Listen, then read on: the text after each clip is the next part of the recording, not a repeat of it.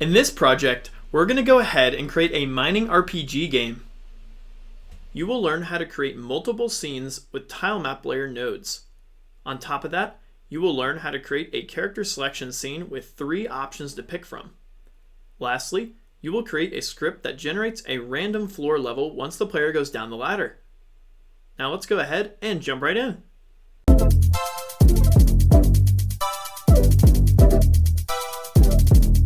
Alright, in this section, we're going to get started creating our mining RPG game. We're going to start off by creating a new project. Then we're going to go ahead and download all the free assets we're going to be using for this game, which can be located at this link here. Then we're going to go ahead and import those assets into our new game's art folder. Let's go ahead and jump right in. Alright, let's go ahead and get started. Let's create our new project. We're going to go up to the top left, create. Then we're going to go ahead and give it a name. I'm going to call mine mining RPG. Then make sure it's in the right location you want. You can keep everything else the same and then go ahead and hit create and edit. Alright, once your game is loaded up, let's go ahead and select the 2D view. Perfect. I'm going to zoom out a little bit. Alright, so this should be a pretty good screen size for what we're dealing with for this game. We also need an art folder, so let's go ahead and right click on our res folder. We're going to do create new folder and then do just art. Awesome. Then we're going to go ahead, create a basic node. Let's just create a 2D scene real quick. And we're going to call this main. Alright, awesome. Save what we got so far. Save main.tscn. Perfect. Alright, now we're going to go ahead and download all the game assets we need.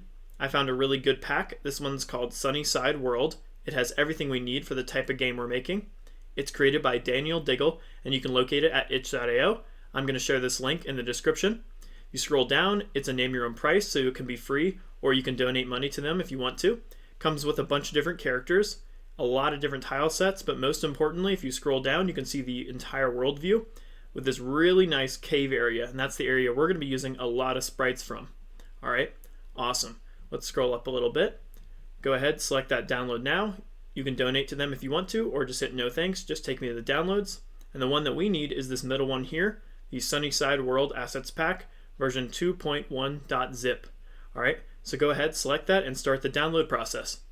Alright, once you got that .zip downloaded, go ahead and right click on it, and select Extract All. Now this extraction is pretty big, it took me about 5 minutes for mine. Might be slower for yours, might be faster, just depends on how fast your computer is. But once that's extracted everything and you no longer have the .zip for the one over here, go ahead, select into it. Select the Sunnyside World Assets Pack version 2.1. And then we're going to be dragging and dropping this one here. We don't need all this other stuff. Just the Sunnyside _world _ assets. Go ahead, select that. Drag and drop it into our art folder. Let that load. Once it loads everything in, we just need to make sure it's in the art folder. Sometimes it doesn't put it in there, as you can see right here. So simply just take that and drag and drop it into our art folder, and we should be good. Let that import everything. Awesome. Let's open it up, make sure those assets are in here. Awesome, there's that one, and then there we go. Those are characters, elements, tile sets, UI, and example image. Awesome. I'm going to close that, save what I got. So far, so good.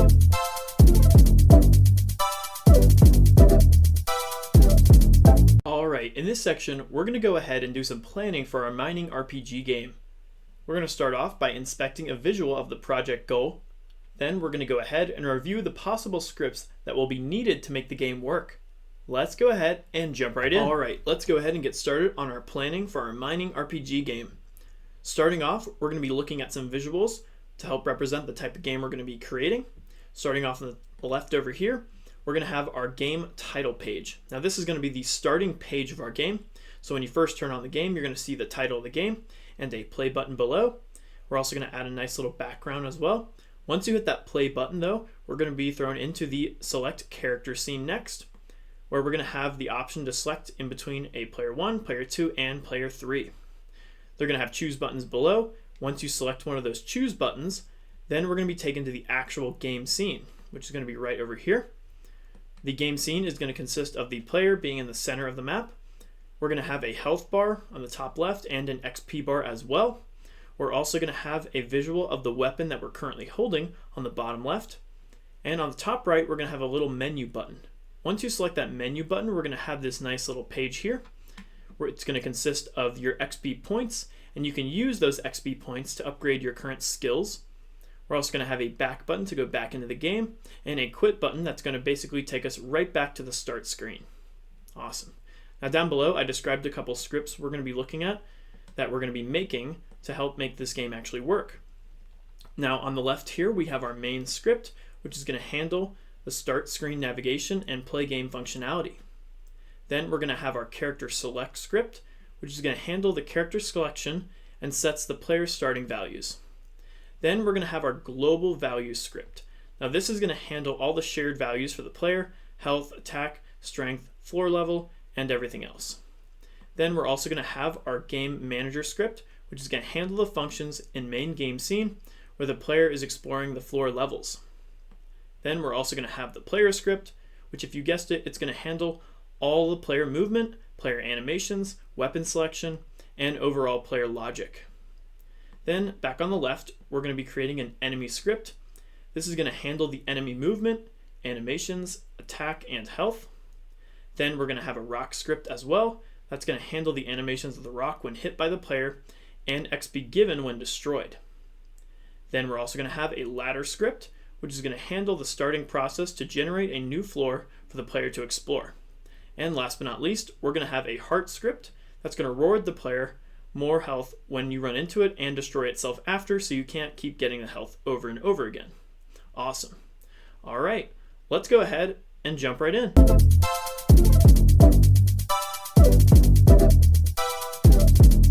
All right, in this section, we're going to create the start scene. We're going to start off by creating a new start scene node. Then we're going to go ahead and add some tile map layers. And from there, we're going to use the tile map layers to create a cave scene on the side of a beach. Let's go ahead and jump right in. All right, let's go ahead and get started. Let's go ahead and right click on our main node, add child node. We're going to add a node 2D. This node 2D we're going to rename. We're going to call this start screen. Perfect. Then we're going to go ahead and add a new tile map layer. Let's right click, add child node, type in tile, and you should see these two options, tile map and tile map layer. Now tile map is the old way we used to create tile maps.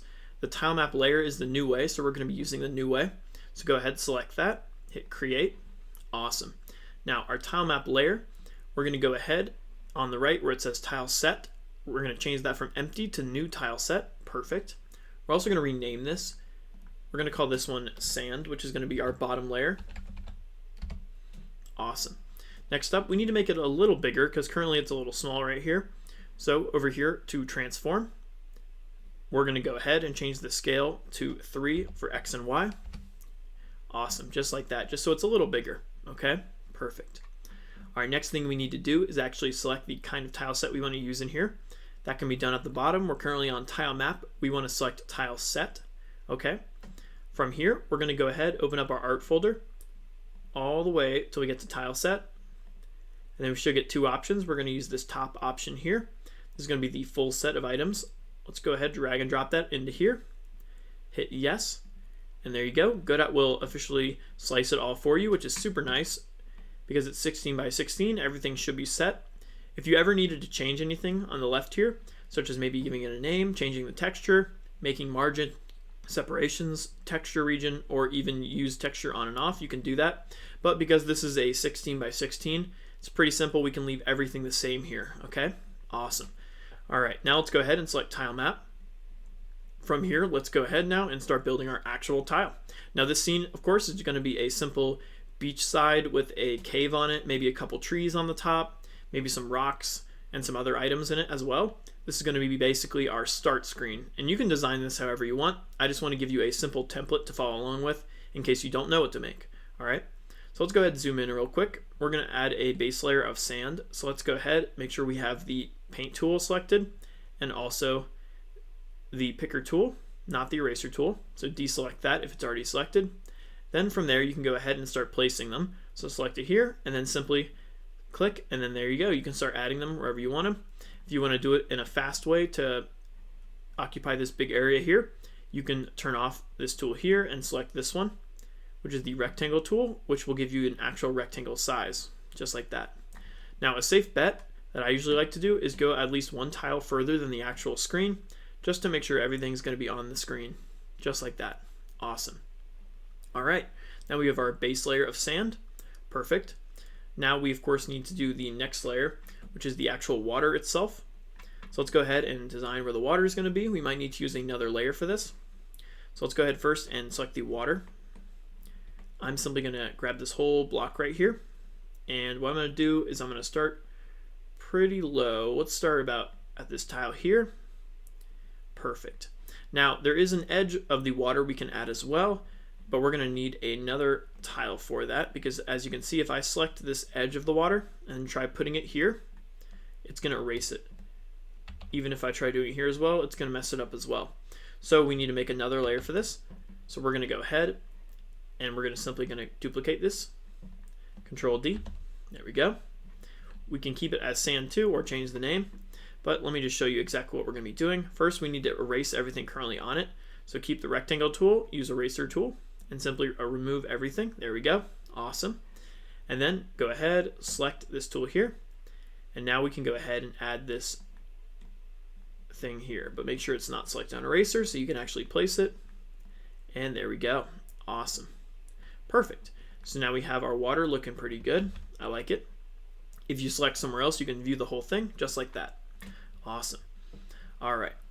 Let's go ahead and continue. So now that we have the water here, now we need to add some actual things to the beach. I might add a little different sand tiles to it. So let's select back into our original sand, and we can rename this one here. We can just call this sand top, because it's on top of the sand. Let's go back to the sand here. Let's go ahead and zoom out a little bit and scroll up. There should be some different sand tile sets right here with a little bit of dots on them. Make it look a little more natural. Let's go ahead and add a couple of these. So I'm going to make sure I'm selecting these tools here. Perfect. Zoom in a little bit. I'm going to go ahead and add a couple of these just in some random spots. Make sure you have it selected though. Maybe here, here, maybe one over here. Let's add the 3 one as well, like here, here, here, and here. Maybe one of the 2s, here and here. Awesome. Select away, and there we go. Looks a little more natural because we're going to have the cliff side right above it. Perfect. All right, so now let's go ahead and duplicate the layers again. Control D. We're going to call this cliff.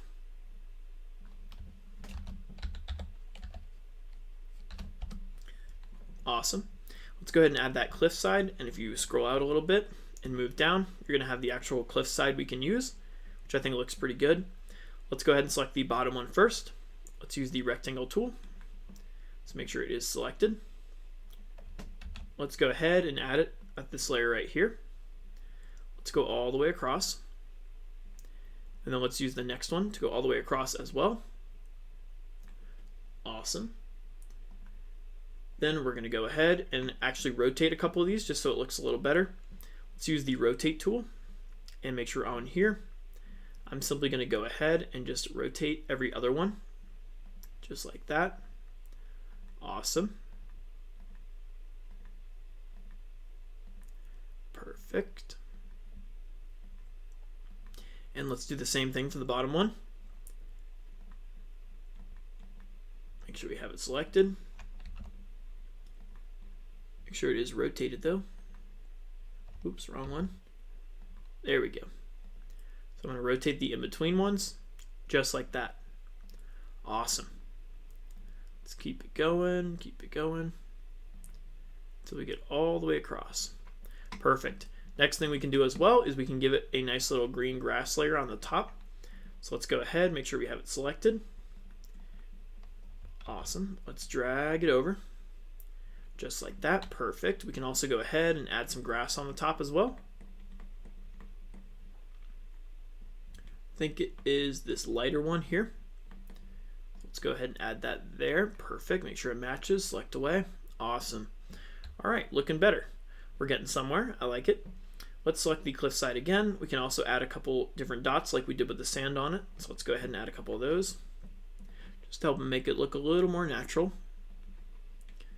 Awesome. Let's use this one as well. Perfect. And looking good, looking good. I like 2 in a row. Let's get rid of that. There we go. All right, perfect. Looking real good. Awesome.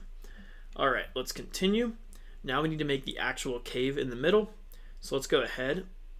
And what we're going to do is we might need another layer for this. So let's go ahead and Control D. And just like we did with the sand, we can call this cliff top, which will be a layer on top of the cliff, but still considered the cliff layer. Now, first we need to find the actual middle point of this. And if you remember, we did one spot on the outside.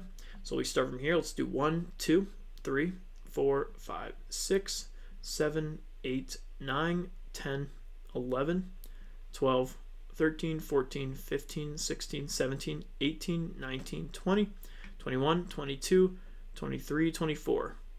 So if it's 24, we need 12 in the middle. So let's go ahead.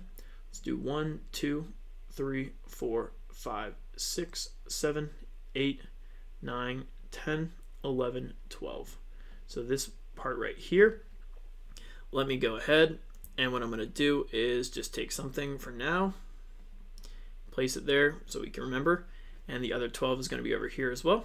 Perfect. So that's our middle point. So our cave basically is going to go inward right here. So we can go ahead and start adding that now. Let's add the actual cave parts, which is going to be these parts right here. So let's add those. Simply go ahead, select them, and then we're going to go ahead. And actually, we're going to have to make this a little longer because, as you can see, it's 3 blocks, which isn't going to make things equal. So we're just going to extend this one more. So let's use the corner pieces first. Add a corner piece there. And a corner piece over here. And 2 middle pieces right here. Perfect. Awesome. All right, looking good. And we need some sand on the bottom part. So let's go ahead and add some sand there. Awesome. And we need some corner blocks now. So if we go ahead and we use the sand one here, I think we could maybe do something like that. And then this one over here for the other side. Perfect. And let's see what else we could do. We could do the top part up there for the grass. So let's go ahead and scroll down. Should be over here. Awesome. Let's see what we can do for that. I think it's this one here. Oops. Well, we're going to need that on top. But you'll see how we do that in just a second. We're going to put that there. And then we're going to put that over there. Awesome. And what we're going to do is we're actually going to put one more on the top here. Just like that. And then we need some blocks to fix the corner pieces for these. Like that. And this one over here. And then, of course, the top pieces as well. Awesome. All right, now how can we actually fix this part though without recopying it and all that? Well, we're gonna have to create another layer for that, which is just gonna be for the corners and all that, because if you select away, it still looks a little messed up there, but we can add some things to that. We can actually just add it into our nature layer that we're gonna create next anyway, because I don't think it's gonna affect it. So let's go ahead, select it, Control D, and what I'm gonna do is I'm gonna go change this name to nature. Awesome. All right, select nature layer. Let's go ahead and delete everything in nature layer first. So I am going to hit the eraser button. I'm going to copy everything, remove it all. Perfect. All right. Let's go ahead, zoom in a little bit. First thing we're going to do is repair the cave that we messed up. Make sure we are on the tool there. Let's go ahead, add that there. Perfect. And that there. Perfect. And what we can do to fix this bottom part to make it not look messed up is we can simply add these things here, which will kind of cover those corner pieces, which will make it look a little more natural. Awesome. We select away. Perfect. See how that looks a lot better? I like that. All right. Now this is the nature layer though, so we can add some nature objects now. So let's go ahead and do that. Let's select the nature layer. Let's go ahead and find some nature items. I think there's some rocks around here. If we zoom in over here, there we go. Let's add some rocks. Maybe I'll put one over here and maybe another over there. Maybe a single rock on this side. Maybe I'll put a big rock up here and maybe another. We could do this other rock maybe over here. Awesome. So now we have some rocks. Awesome. Let's add, maybe we can add some grass as well. Like a fern plant or something. There we go. There we go. Put that over there. Now another thing we could do, we could add actually like some other items in here too. Maybe you want to add some boxes, but I think a treasure chest would look pretty cool. Let's add that treasure chest like right over here. Awesome. And maybe we even could add some pots. There's some pots over here somewhere, if I can find them. Let's look around. There we go. There's a 3 set of pots right here. Let's add those maybe right over here. Perfect. Let's see how that looks. I like it. Now maybe we could add some trees at the top. We can do that pretty easily and pretty quickly. Let's go ahead in here. We're going to simply use our rectangle tool, and we're going to copy basically as many trees as we can. So like that, I think, and the bottom part there, because it has a little under shadow. Let's make sure we grab that. And let's see how it looks if we just do this and that. I think that'll look good. We might need to replace some of our rocks and stuff. We can do that. Awesome. Let's see how that looks. Perfect. I like it. All right. Looks like though, because we had that little bottom piece there, it got rid of our top pieces. So if you want to do it, you can just Control D on our nature. And what we're simply going to do is what we've always done. We're just going to remove everything we got there. And we can just call this nature top like we've done with the other ones. Awesome. Let that load, select into it, and we could just place down those items we had earlier. Let's go ahead and place those. Make sure we don't have the eraser tool, which was a rock there, I think. Or I think we did a big rock right there. Yep. And then we did one of these rocks over here. I think there's some berries we can add too as well. You want to add some berries somewhere? There we go. Just give a little more color into the game.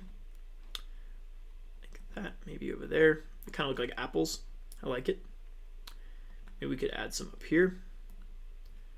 Maybe not too close. Maybe like over there. I don't really like things being too close, so maybe like that. Yep. Awesome. All right, perfect. Almost done. This thing's looking really good. I like it.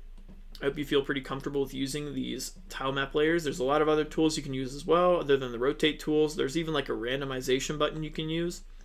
There's a lot of different things we can use with this, but primarily the tools I just showed you are going to be the most of the time ones you're going to use. All right. All right. Now, next thing we could do just to make this look like it has a little more life is we could add a little shadow effect. And that looks pretty cool because currently this doesn't really look, I would say, like there's a shadow of the cliffside covering this stuff over here, but we can add that. Let's add a new layer for that. Control D. Let's go ahead and change this to shadow. All right. And oops, get rid of that nature word there. We don't need that anymore. Awesome. Let's go ahead, select this. There's some shadows here that we can use, which look pretty good, I think. I'm going to select that shadow there, make sure I'm in the rectangle box. Awesome. I'm going to simply go ahead and just make this part all shadows. This part here as well. And let's see. I kind of want to have a little shadow effect on this side. So let's go ahead and add some little angles there. There we go. And let's rotate this. Oops. Looks like I missed it. One more. Perfect. And we can go ahead and simply add that for there. Whoops. There we go. And another for over there. Whoops. There we go. And I think we need a middle box for those ones there. Perfect. If we select out of it, awesome. Now there's one problem though with this, is our items are now being shadowed, so they're harder to see, and there's kind of a mess up here with these pots. So I found the best way to do this is just put the shadow layer below the nature layers. Let that load, and there we go. That kind of fixes it, and still looks pretty natural. All right, awesome. All right, so far so good. Go save that. One more thing we could do just to make this look a little more clear is if we go ahead and select the top one here, hold down the shift key and select the one at the bottom there, it will select all of them. Now, one thing I noticed is the texture looks a little fuzzy. We can fix that simply by going to texture, changing filter to nearest. And there we go. Now it looks a lot clearer, okay? Awesome. All right, now save again, and there we go.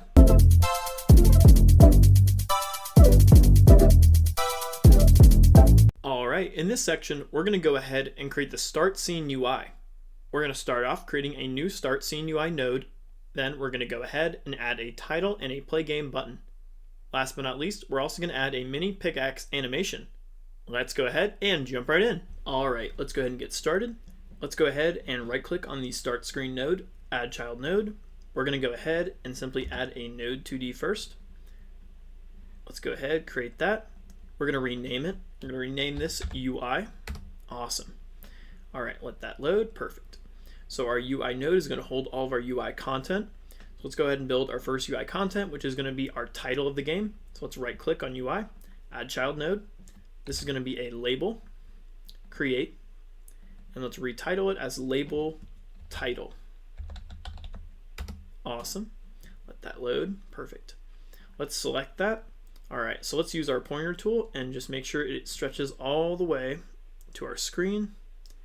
And I'm going to go about there, maybe zoom in a little bit to make sure you're covering the blue line. Perfect. Awesome. All right, now let's go ahead and give it a title. I'm going to go ahead and we're going to call this Mining Dungeon. So Mining Dungeon. Awesome. Let's go ahead and center it up with the horizontal and the vertical. Perfect. Let's give it a label setting. All right, select it. So we're going to have a font. Let's make this pretty big. I'm actually going to make it 100 and see how that looks. I think that looks pretty good. Awesome. Let's change the color. Maybe a yellow orange. Perfect. Awesome. All right. Let's also give it an outline as well. I'm going to do an outline of 30. And let's make it black. Perfect. Awesome. Remember, you can make this look however you want. I just want to give you kind of a template to work with. All right. Perfect. So there's our title. Awesome. Maybe I'll move it up a little bit just so it's not in the cave. Perfect. Just like that. Awesome. Maybe up a little more so it's not covering all the nature. There we go. And remember, you can adjust this however you want, but I think this looks pretty good for what we're dealing with. All right. Awesome. All right. Let's go ahead and continue. So now we're going to go ahead. We're going to right click on UI, Add Child Node. All right. Now we're also going to go ahead here and we're going to add another node 2D. This is going to be for our play game button. So let's go ahead and call this play button. We need to add a couple things in this play button, starting with the actual image we're going to use. So let's go ahead and right click, Add Child Node. We're going to add a sprite 2D. All right, this sprite 2D is going to be the starting point of our images, which we can go into art, go all the way down to UI, scroll down, and you should see the edges of the buttons we can use, the label left, label middle, and label right. Let's start with the label left, drag and drop it into here. Perfect. Let's go ahead and just move that down here somewhere in the middle for now. We might adjust it later. We need to make it a little bigger. It's kind of small. So let's go ahead and let's change this to, let's see how 5 looks. It might be too big. Maybe a little bigger than that. Let's try 7. That looks pretty good. Awesome. Let's also change the texture. Let's change it from inherit to nearest. Perfect. Awesome. All right. Then, of course, we need the next one. So let's go ahead and we're going to basically duplicate this and just change the image with the middle. So drag and drop it into there. Perfect. Let's just move it over, make sure it's still connected. Awesome. Let's duplicate that again. Let's use the right one. And let's simply drag that over there. Now I might add one more middle just because I think this is a little small. So maybe let's add another middle in that same one. Make it a little bit longer. And then simply just select it again, duplicate it, and then drag and drop that right side for it. And simply attach it. Oops, make sure it's still on the same length of it. There we go. How does that look? I think pretty good. Awesome. And then if we just simply take the main node and move it over, we can tell where it is. I just want to make sure it's in the center, which is where the cave is. So let's do something like that. And then I'm going to put it like right there. Awesome. Perfect. So now we have the image for our play button. Let's go ahead and right click on play button. Now we're going to simply add the text for it. So let's add a label. Create that. Awesome. Let's go ahead and just move that over here. Let's stretch it out to reach the outer points of this. So there, and I think over there. Awesome. Doesn't need to be perfect, but pretty close would be nice. There we go. Awesome. All right, now the actual text we need for it. I'm just simply going to say play. You could say play game in here if you wanted, but I think play will work pretty well. I'm also going to center it up. Perfect. Let's add another label setting. Let's go ahead. Let's give it a new font size. Let's try 40 and see how that looks. I think it looks pretty good. Maybe we could a little smaller, maybe 38. There we go. Then let's also go ahead, change the outline. Let's do a 10 and change it to black. Maybe make it a little bit thicker. Let's try 20. Perfect. Awesome. So now we just need the actual button node to attach this. So let's go ahead inside the play button, add child node. We're going to add button. Awesome. Let's take that. Let's move it over. If I can grab it, there we go. And then let's use the pointer tool. Zoom in a little bit. Let's go ahead and extend this to the edges. Now the reason we're doing it from here, not all the way to the outside, is because the darkening of the button when we click it is going to look a lot better if we do it this way, and you'll see what I mean. All right, currently though, we don't want it to be darkened out, and we can change that simply by going over to theme and selecting the type variation from nothing to flat button. There we go. But there is one problem with this. If we go ahead, select somewhere else, save the scene, and just go ahead, hit play, it might ask for you to select current scene. Go ahead and select that. If it doesn't, the game will just open. If you go ahead now and select the button, it's going to have this white box around, which I really don't like. I think it kind of adds like a weird, and also will stay highlighted if you don't select something else, which is weird. So let's go ahead and let's change that. There's a simple solution for that. Select the button. Let's go ahead and find the, where is it? It is going to be in the texture, not texture. Oopsie. I think it's going to be in the, where is that box?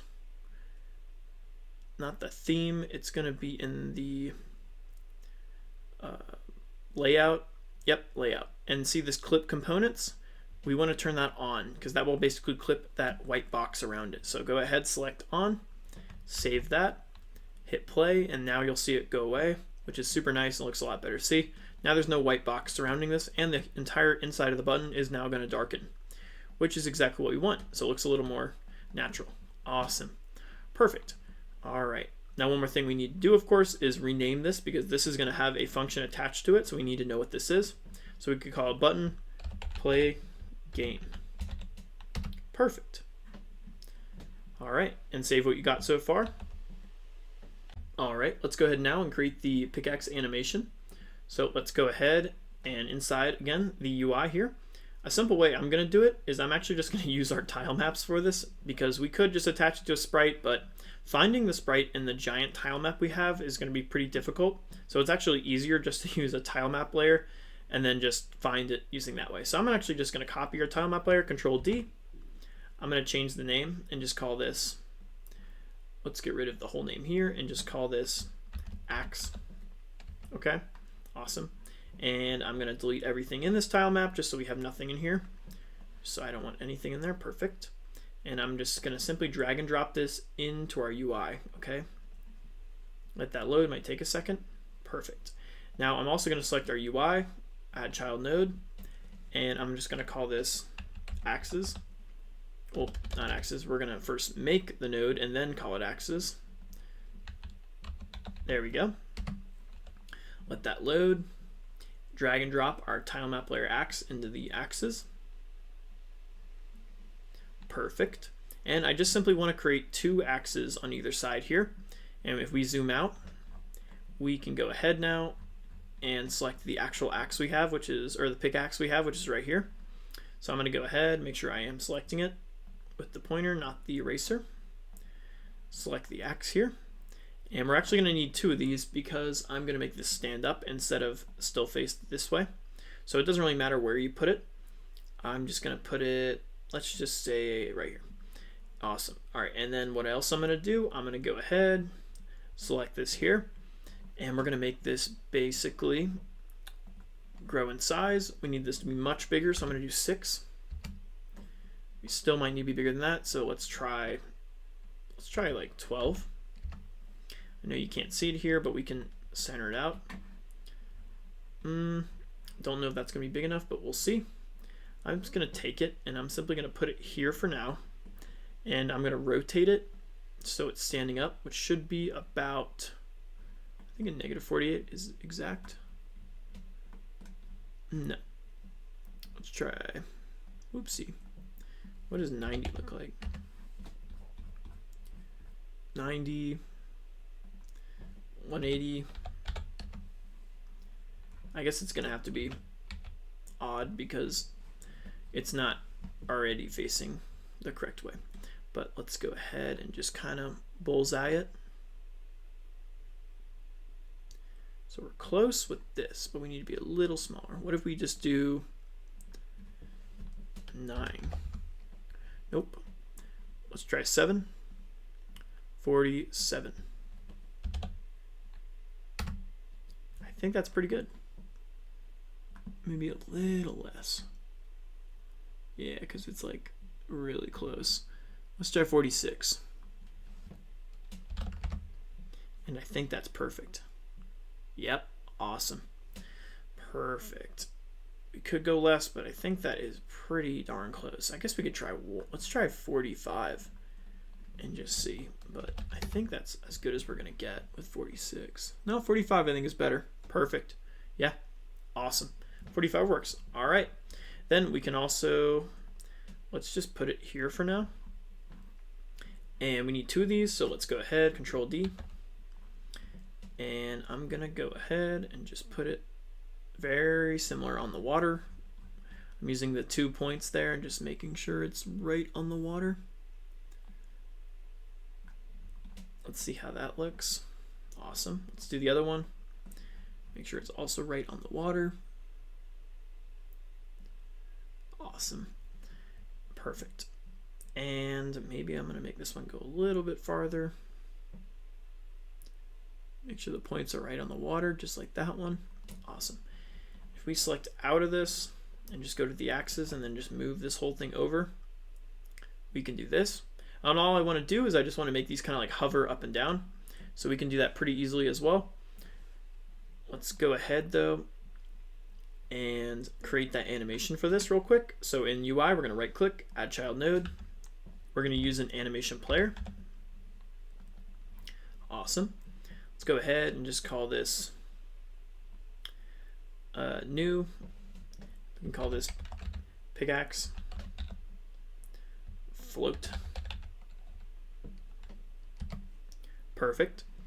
And what we're simply going to do is have these hover up and down. So let's go ahead and we're going to go start. Well, we can make it 1 second. It's probably going to need to be longer, but we're going to start off with 2 of our positions of the axe. So we can select the main node here. Let's go to lay or transform. Let's select a check for the position because our starting position is here. And then let's say when we get to 0.5, our position goes up a little bit. So let's move that position. Let's go something like there. Awesome. Save that. And then back to whatever we had it at this, which was -21. Or whoops, it was just 0 for y, I guess. Okay. Let's go to 0. Check mark that. Awesome. Let's hit play and see how this looks. Make it on loop with this button over here. Let's hit play. Might be a little too fast, I think. Yeah, I think it's too fast. So we can extend this. Let's make it 2 seconds long. And let's simply move this all the way to 2. And we're going to move this one here to 1. Perfect. Let's hit play, see how that looks. I think it looks pretty good. We can make it a little more fluent with this here as well. If we go discrete, it'll be instant. If we go capture, it'll float a little better. I kind of like continuous though. What do we do linear? I like that a lot. There we go. If we keep it at, what did I put it at? Cubic, it kind of like bounces back and forth. I think it looks pretty good. Awesome. And you can play around with this. You can make it however you want, but I think that looks pretty good for what we're dealing with. All right, awesome. I'm going to select out of that. I'm going to select a point. Let's go ahead and save what we got. And there we go. Looking good.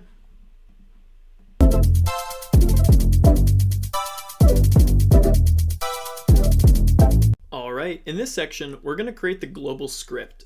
We're going to start off by creating a new script. Then we're going to go ahead and add some global variables that we will use throughout the game. Then we're going to add a quick function to level up our player. Let's go ahead and jump right in. All right, let's go ahead and get started creating our global script. All right, so let's go ahead, go to our project settings, go to globals. Then here, let's go ahead and give it a name. I'm going to simply call this global. I'm going to go ahead, add this, keep it at global.gd, create, and there we go. Then let's simply open it up by selecting it, and here we go. Awesome. So we're going to keep the process function, but we are going to get rid of the ready one. We aren't going to need this one.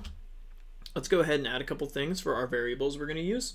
We're going to start off with a variable for char chosen, which is going to be our character chosen. This is going to be an int, and we're going to set this to 0 starting off. All right. We're also going to have a variable called health. This is also going to be int, and we're going to equal this to 3 starting off. All right, awesome. Next up, we're going to have a variable, call it attack. We're going to equal this to an int, and then we're going to go ahead and make it equal 1, just like that. Next up, we're going to create another variable. This is going to be called mining strength. And again, this is going to be an int, and we're going to equal it to 1. Okay. We're going to add another variable as well. This one's going to be char speed, which is going to be our character speed. We're going to make it an int, and then we're going to go ahead and equal it to 1 starting off. All right, awesome. Then we're going to add some more variables below, starting off with a variable for XP. We're going to go ahead, start this one off as int equaling 0. We're also going to do another one. This one's going to be called current level. It's also going to be an int, and we're going to equal it to 0 starting off. All right, awesome. Then we're going to go ahead and call this one L points, which is going to be our level points we can use to upgrade our character. We're going to make it also equal int and equaling 0. All right, perfect. Then we're going to go ahead and do another one. This one's going to be called weapon in use. And we're going to go ahead, int equal it to 0. Perfect. All right. All these variables we're going to use throughout the game, so make sure you have them down. Go ahead and save what you got. All right, let's go ahead and continue. Next thing we're going to do is create our next function that's going to basically calculate our XP and our level. And we're just going to put that in our process because we know the process function is just going to run every frame. So we can definitely keep track of our player's current level with that. So in here, we're just going to do a simple if statement. We're going to say if XP is greater than or equal to 10, then we're going to simply go ahead and we're going to say current level plus equals 1. We're also going to go ahead and do L points plus equals 1, because now we get a new point that we can use to upgrade some of our stats. Then we're also going to go ahead and we're simply going to make our XP minus equal 10. All right, because our XP is basically going to always run and then reset over time. All right, awesome. So make sure you have all that there. Go ahead and save what you got, and looking good so far.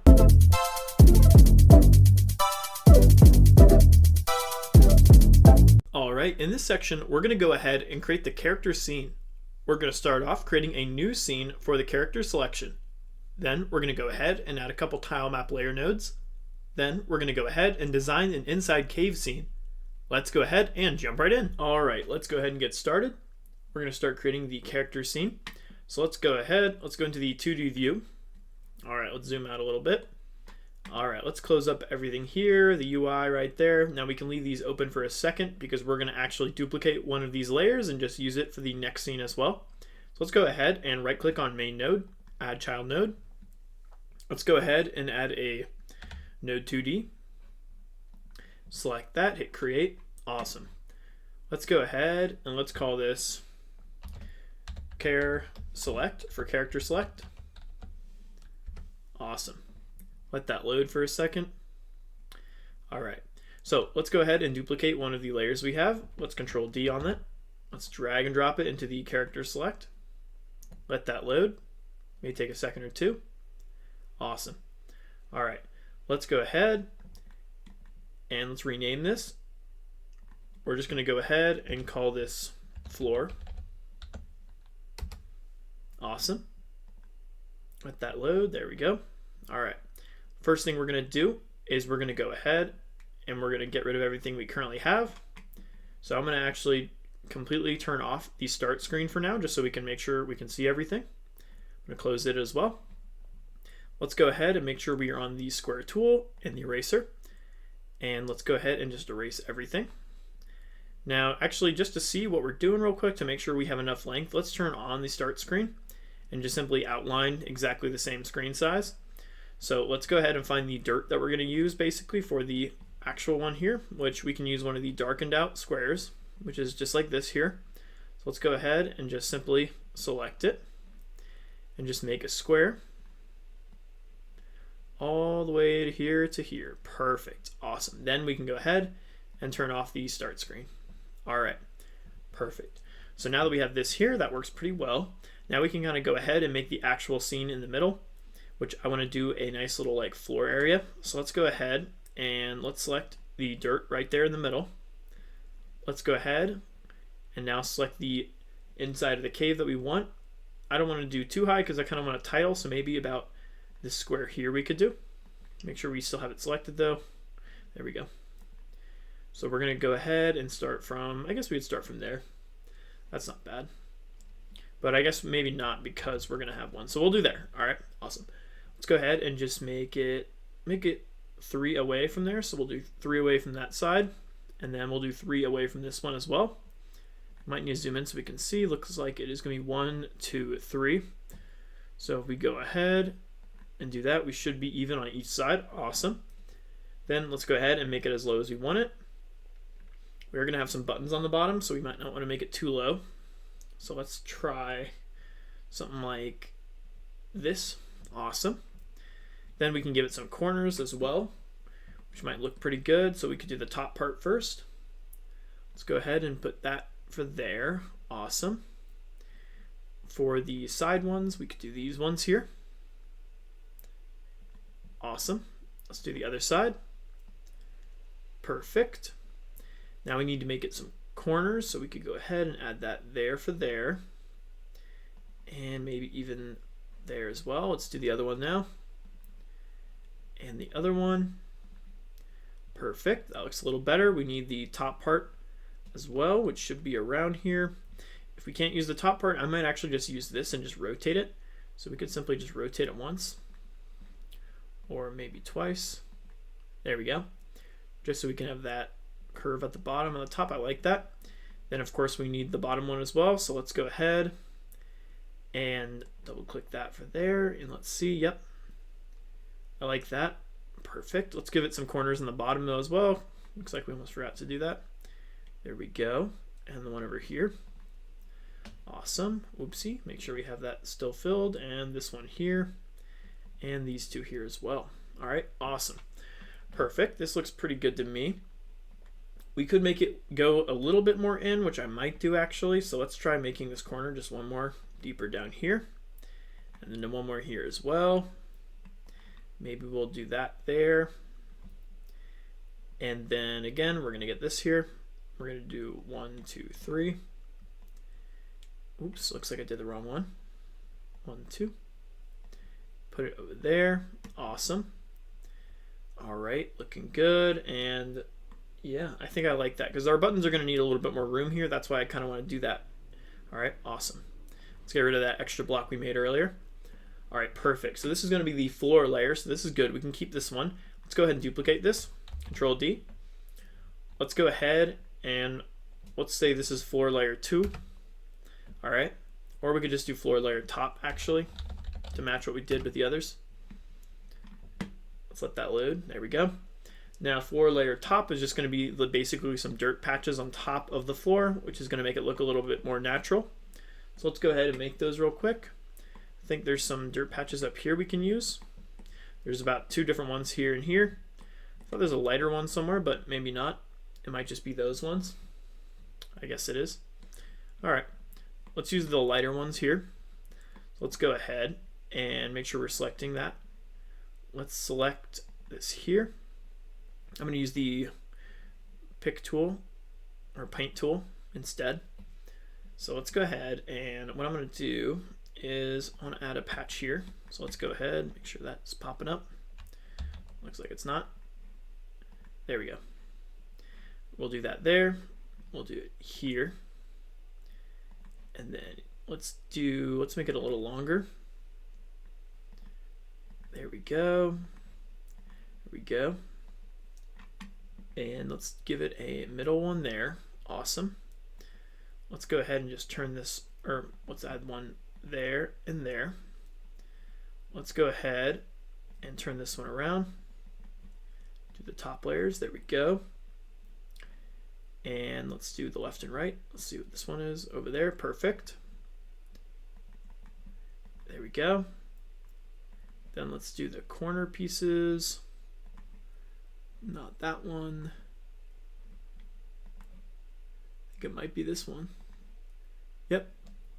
And then the other one, which is going to be this one. Oops. There we go. That one doesn't look as natural though. Nope, it matches up with the other one. That's fine. Awesome. So we have a dirt patch there. Let's also make one over here as well. Let's go ahead and make one coming out of here. There. And what is it? There. And there. Here. And here. Perfect. Awesome. And maybe one little one over here we could do, like a simple circle one. That one would be okay. Let's do that as well. Put one over here. Let's do that. Let's do that. And one of those. One there. There we go. There we go. Let's see if I can get this one on the right side. Yep. And one there. Perfect. Awesome. All right, if we select away, that looks pretty good. We just have some extra now kind of dirt patches, which look pretty cool. Awesome. Looks like our squares in the middle, though, are not matching up. So if you want to fix that, you can. Simply go ahead, select it, or even just use the selector too, and just use the rotate tool. It should be able to rotate. Or it might not let you until we're using the actual point tool. There we go. And you can rotate that whatever way you want. I might actually just keep it that way too. I think I'm okay with that. It's not supposed to look perfect anyway. It's gonna look like dirt. Oh, that one way looks good actually. And then let's see if we can get that one to go as well. Yep. Awesome. I think that looks good for that one. Maybe we could fix this other one over here. I kind of like that. Looks pretty good to me. Let's try this one here as well. Almost. There we go. That one looks not bad. Maybe one more. There we go. And then last but not least, this one here. Let's see if we can get that to the right one. Maybe one more. Yep, perfect. Awesome. All right, perfect. That looks a little better, I think. You can adjust it however you want as well. That's completely up to you.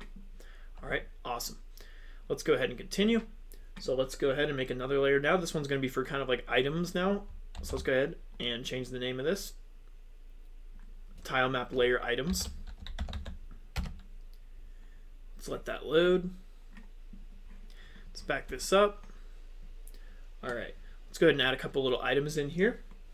First thing we want to add though is a ladder, because this signifies that we have basically gone down, and that's exactly what we want. So let's go ahead, let's select this entire ladder here. It's gonna be 3 pieces.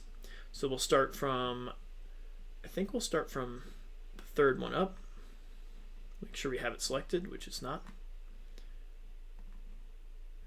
Let's try that, if it's gonna let me do it. No, it's not. Interesting. We can just do one by one, that's fine. If it lets me. Still doesn't like it. What in the heck? There we go. Alright, we got a ladder there. We need the top part of the ladder and the bottom part, so we can go ahead and add the top part here. And then the bottom part there, perfect. Awesome, let's get rid of the extra. There's the ladder. Then of course we need some other little things we can add in here. This is completely up to you. Also, we don't have to, we can do whatever way you want it. Make sure it's the right thing selecting it. Oopsie. There we go. Perfect. I'm gonna put this, let's just put it right next to the ladder right there. Awesome. Let's go ahead, I'm gonna remove that over there. Let's see what else we could add in here. We could add, what else? Maybe some little mushrooms might be kind of cool. We could put some little mushrooms in here. Maybe one like over here. Oops. Doesn't like that. It thinks I'm picking basically the wrong thing. Keeps making me think I'm duplicating. There we go. So I'm gonna put a mushroom there. We could put one over here. Maybe on the top, maybe a different one, maybe the double one. There we go. What else could we do? Maybe add a small one over here. Awesome. Maybe we want to add some boxes and stuff. Let's go ahead and find some boxes. Maybe some of these boxes here. Got a box bookshelf over there. Maybe we could add an empty box here as well. Just like that. Perfect. Looks like that's more of a minecart actually. I don't want to add that one. Where's another type of box we can add? Maybe like a barrel. We could add a little barrel. Maybe even some sword barrels actually, that might look cooler. Perfect. Awesome. All right, I think things are looking pretty good honestly. I like this. Let's click away. And there we go. So now what we're gonna add eventually is of course our 3 different players you can select in the middle, and also a couple buttons on the bottom and a back button on the top left. Perfect. So let's save what we got so far. And looking good. All right, let's continue. Now let's go ahead and make those characters we can select. So let's go ahead and add what we need for this. Now, the one thing we can add to this though is a couple rocks here, and we can actually do that with the items one here because it's going to be on the top layer. So let's select that there. Now the rocks I want to use are going to be all the way to the right. They're going to be underneath all these gems and stuff. It's going to be this flat one here. So let's go ahead and make sure we have the right tool on it. Select it, make sure it's visible. Awesome. Let's go ahead and put it right about here, and then 1, 2, 3, 4 away right there. 1, 2, 3, 4 away right here. Awesome. So now we have some nice separation for each player. Perfect. Let's go ahead and select out of this. All right. So now that we have that, we can go ahead now and create some characters to put on top of these rocks to showcase the one you can select. So let's go ahead. Let's right click on character select, add child node. We're going to do node 2D. And let's go ahead and rename this P1. All right. So for P1, which was player 1, we're going to add a couple things. We need to add the player body first. Let's go ahead and right click, add child node. We're going to do a sprite 2D. Let's rename this. Let's call this body. Let that load. Once it does, select body. Let's go ahead and find the body we want to use. That's going to be under the characters folder. And then human. And then go ahead and find the idle. And we want to use the base idle strip. So go ahead, drag and drop that into body. There we go. Awesome. Then we need to set the animation. So right over here, let's change the H frames to 9. Perfect. And then let's go to transform. Let's make this a little bigger. Let's do 3 for the scale size. Perfect. Then we need to change the texture so it's a little bit more clear. Let's do nearest or filter. Perfect. Awesome. So now that we have the body, let's go ahead and let's put this on top of the rock. So let's go ahead and just drag him right over there. Make sure it's pretty centered. Doesn't have to be perfect. Awesome. Just like that.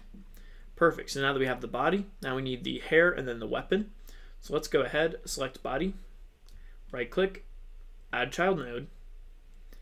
And you know what? A better way to do this actually, let's just cancel that. Let's just duplicate this and put it inside of it so we don't need to change any more settings. Control D and just simply drag and drop it on top of body. Let that load. Let's go ahead and change the name. This is going to be the hair. So let's go type in hair. Let that load. Perfect. Now we need to find the hair, and for this one I'm going to use the spiky hair. You can use whichever ones you want. I'm going to use spiky hair though. There we go. And perfect.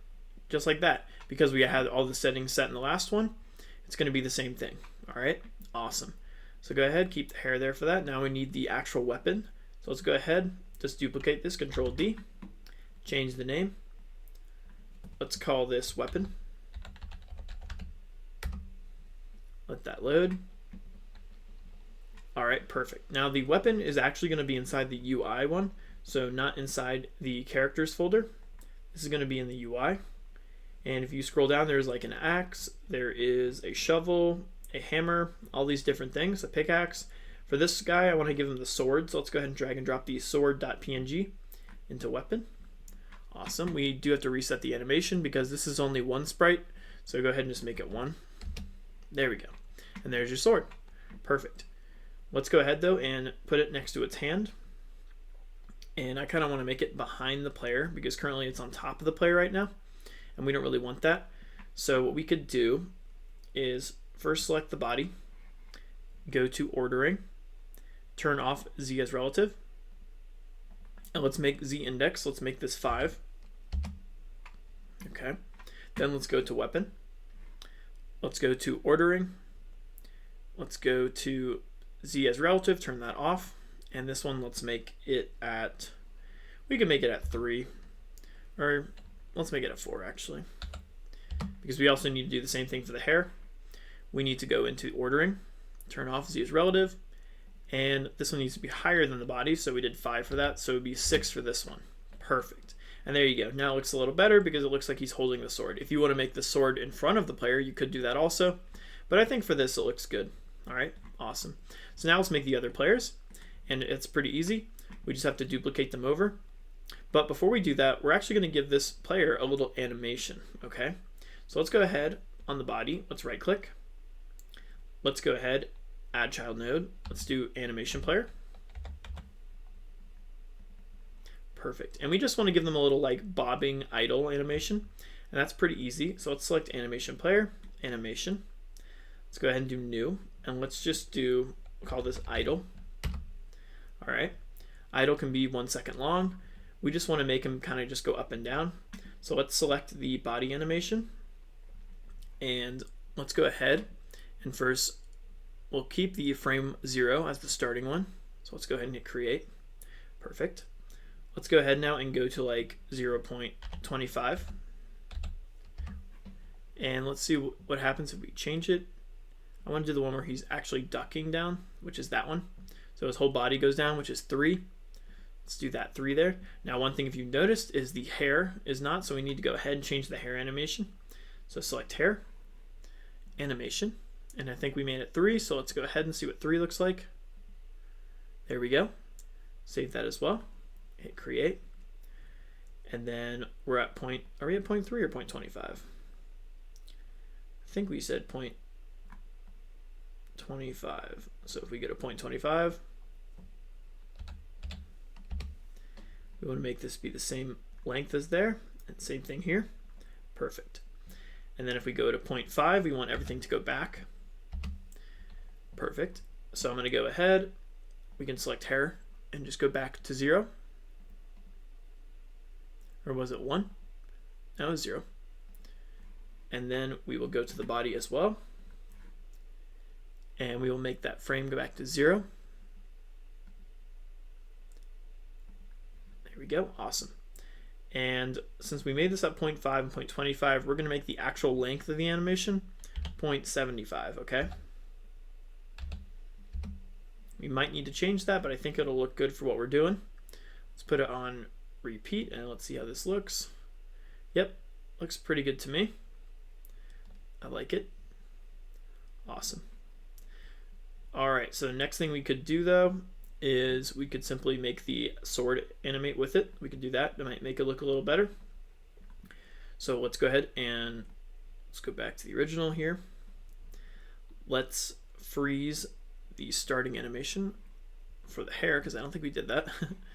Let's make that go to 0 as well. There we go. Yep, that looks a lot better. All right, but we also need to freeze the position of the weapon. So that's going to be in transform, and that's going to be position. We're going to freeze that, create, perfect. Then at 0.25, it's going to go down a little bit, so we can simply just move this down just a little bit, not too far. Let's freeze that. And then at 0.25, we're going to go back to the original, which if you remember, I think it is going to be just x10 and y0. So we can go to 0.5 here. So make y0 again. Save that value. Perfect. Now if we hit play, as you can see though, it's going to move like that, and we don't want that. We want it to be instant. So there's a way we can do that actually. If you go down to weapon, we can change this to discrete, and there you go. Awesome. Perfect. So if we go ahead, back out of it, select away, that looks pretty good. He's moving with his animation. I like it. I like how it has the sword and it's going like that. If you wanted to put the sword in front, you could do that as well. Let's see if that looks a little better. Let's select sword. Let's change this and put this at, let's do 7 because the other two are 6.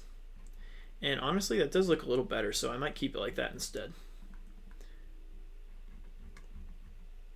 Yep, we could even make it go out a little farther too. So if I want to select that, we could simply just go ahead and go a little farther like that.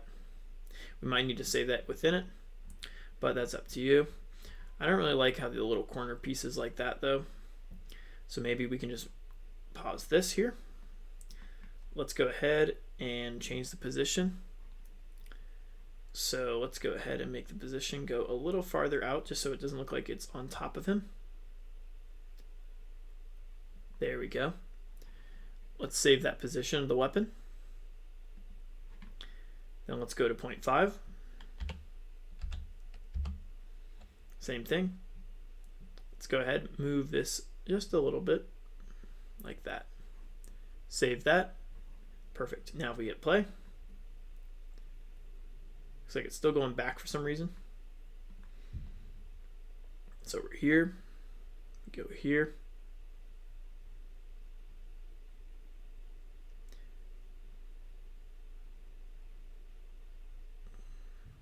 Looks like at the 0.25 mark it's doing that. So we can go to 0.25 again.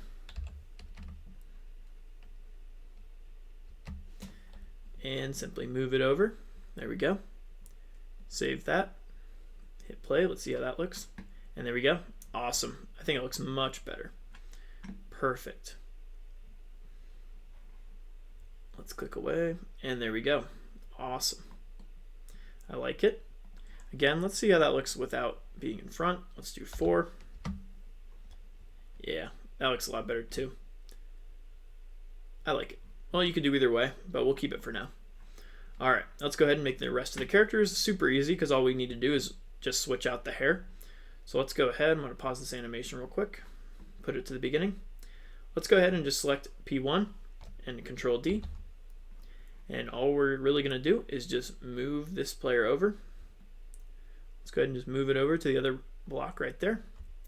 Perfect. Let's go ahead and switch out the player hair. So if you scroll up, we have the spiky hair currently selected. We're just going to go ahead and simply change that. Let's go to characters. It was an idle.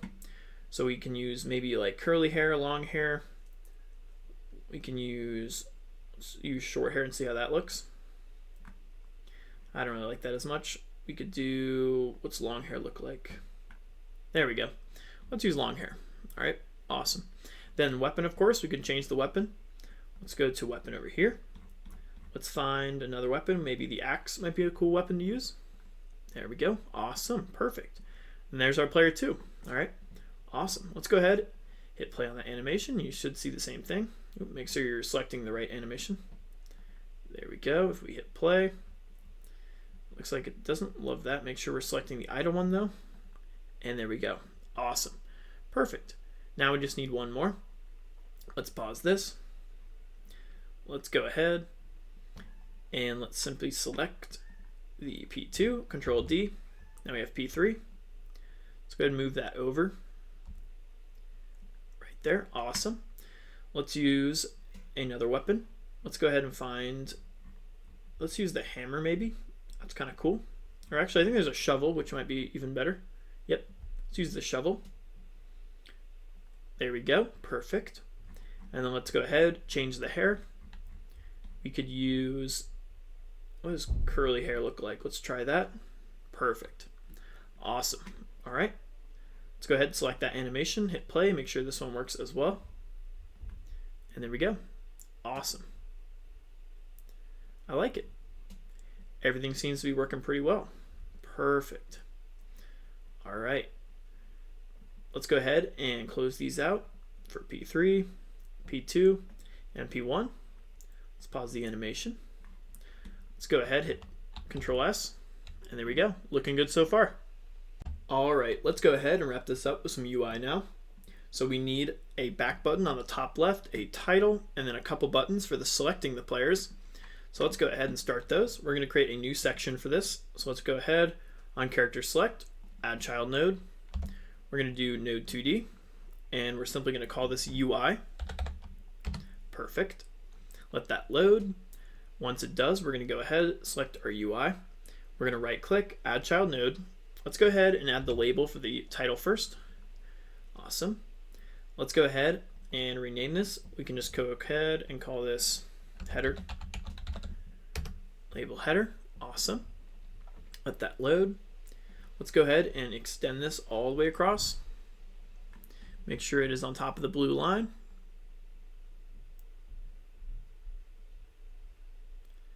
There we go. All right.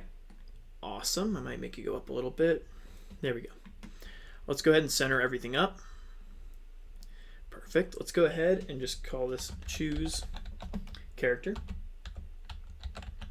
So our player knows what to do. Awesome. Let's give it a new label setting. Let's make the font a lot bigger. We don't do 100, but maybe something like 60. Maybe even a little bigger. Do 70. Let's go ahead, outline, make it black. And then let's make the outline, let's see how 20 looks. Might need to be bigger or smaller, maybe a little bigger. How does 30 look? Perfect. Awesome. So there's our choose character label. Perfect. Now we need, of course, some buttons, and luckily we can just use the play button that we had earlier and just adjust it. So let's go ahead and find the play button that's in the start scene. That was in the UI of that one. It is the play button, so I'm going to Control D the play button and just simply drag and drop it into our UI. Let that load, might take a second. Perfect. I'm going to close out this one up here. We don't need these open anymore. All right, so we're going to go ahead. Let's change this button name. Instead of play button, let's call this P1 button. Okay, awesome. Let's go ahead and we need to change the actual button name itself over here. So we are going to call this button P1. Perfect. Let that load. All right. Then of course we need to change the label, and I'm actually just going to do a name for this. So let's go ahead and I'm going to call the first character Henry. You can make the first name whatever you want, but I think it looks pretty good.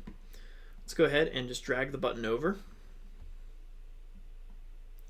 Put it somewhere like kind of in the middle.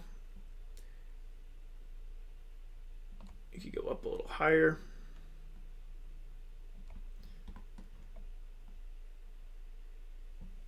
Might need to make it a little smaller though because of the size, so I might actually just select the main P1 right here, and I'm going to go to transform and just shrink it just a tiny bit. Let's just do 0.8. Yeah, that looks pretty good. So you have 0.8, the whole thing. It's usually not the best practice to change the button size this way because it can make the text blurry, but if we're only doing 0.2 smaller, it's not going to be a big deal. I just want to make sure these buttons can all fit next to each other. So let's go ahead, do the P2 button. Let's change this to P2.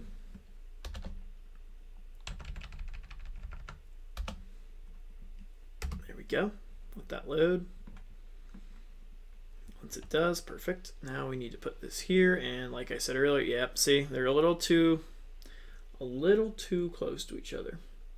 So we could keep this the same size. I might just move the other one over a little bit if you wanted to make it a little smaller, or maybe separate the rocks a little better, which I might do because this looks like it's a little too close. So let's go ahead and shrink them just a little bit more. Instead of 0.8, let's try 0.7. Perfect. We could even go 0.7, 0.5 probably, honestly. Make sure it's kind of centered pretty well. Oh, still doesn't like that.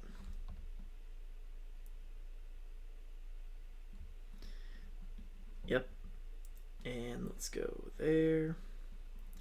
Awesome. So, all right, that's pretty good for that one. Let's go ahead, minimize that one. The P2 button. Let's go ahead, shrink it as well. Let's go to transform. We did 0.7 now. Let's go ahead and make sure it's on the same length. There we go. Perfect. Right in the middle. And I'm going to name this one Alley. Let's go ahead, select it. Let's do Alley. Awesome. Don't forget, we got to change the button as well. Button P2. Make sure we do that there, or it's not going to know which one we're selecting. Let's go ahead and do the third one now. Control D. I'm going to close out the one on the top. Change the name here. P3 button. Let's change the name down here. P3 as well. And then the label. Let's change this one. I'm going to call this Sam. Okay. Awesome. And then let's simply just drag it over and put it somewhere in the middle. Make sure the distance in between the buttons are pretty similar so it doesn't look like it's too messed up. I think that's pretty good. If you wanted to get the exact, you could do that as well, but I think this is going to look pretty good for the kind of game we're making. All right, awesome. Yep, looks good to me. All right, now we just need a simple back button on the top left. That's going to be pretty easy. We can just duplicate this button here, Control D. Close that one, rename it. Let's go ahead and just call this back button. Or to be even more specific, we can do back choose button because we are in the choose page. It's always good to specify things so you don't get confused down the road. Let's change this to back. Awesome. And you know what we could do? We could make this entire button a little smaller for the back button because I don't think it's good to have the same size. So I wonder if we could just delete one of our middle pieces here. Yep, just like that. Go ahead and delete that. Nope, didn't like that. Oh, well, you know why? It's because it's still in back of it. So if we move this, yeah, there we go. See how it kind of looks like that? We're going to put it on the top left here. Let's go ahead and just move that over a little bit. Perfect. And let's take the text, center it up nice like that. Perfect. And then don't forget the button size is still the same, so we need to shrink that. Let's go ahead, take that and just shrink it like that. Awesome. And last but not least, we need to change the name. So button P3 is just going to be button back choose. All right. Let that load. Once it's there, we should be all set. Awesome. All right, perfect. Let's go ahead. We can close up the UI for now. Let's save what we got, Control S. Let's go ahead and actually just hit play on the game. Make sure the start screen is turned off though so we can see and view this screen. Let's hit play and see how this looks. And there we go. Awesome. All right, there's our little scene. Now, once we get the script working for the character select, our animations will start. We'll get into that in just a bit. But I think things are looking pretty good so far. Awesome. All right. Don't forget to save.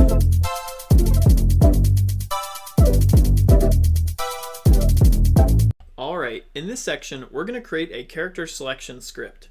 We're going to start off by creating a new script for this. Then we're going to go ahead and add some functions to select the players, and then we're also going to add a function for the back button. Let's go ahead and jump right in. All right, let's go ahead and get started. The first thing we need to do before creating the script is make a standalone node to represent the actual game. So let's go ahead, right click on main right here, add child node, create a node 2D, and let's just simply rename it game. All right. Awesome. Perfect. We're not going to add anything in this yet. We just need a standalone node to turn on and off. All right, so let's select our main character select node right here. Let's add a script to it. You can leave the name as character_select.gd. Go ahead, hit create. Perfect. All right, so let's go ahead and start from the beginning. You can, of course, leave the extends node 2D. All right, so the first thing we're going to do is we're going to create a function for _ready. We all know that _ready is basically going to initiate everything at the beginning of the game. So we need to turn on some things at the beginning of the game, starting off with all the animations we made for the characters, okay? So let's go ahead, open up our player over here. Let's drag and drop animation player. We're going to do a dot play, and then we name them all idle, okay? So we need to add each one of them here. So let's do the player 2 one now. Drag and drop, dot play. Inside of it, we're just going to put the idle one. Awesome. One more for player 3. Let's go ahead, drag and drop that in there. Perfect. Dot play. And then again, double quotes, idle. Awesome. Perfect. So that's everything we're going to have in our ready function. Now we're going to create another function. We're going to do a button select for one of our players. So this one, actually, before we do the player buttons, we should add that little back button, because if you go back to the 2D view, we have a back button here, and that's a pretty simple one we can do. Let's simply go back into our script. First thing you need to do is find the back button and create a signal for it. So let's go ahead, look for the back button. Should be in the UI. It is back choose button. Open it up, select the button back choose, go to node on the right, and then we're going to select pressed. Now make sure it is selecting our character select script, not one of the other ones. Hit connect, and there we go. Awesome.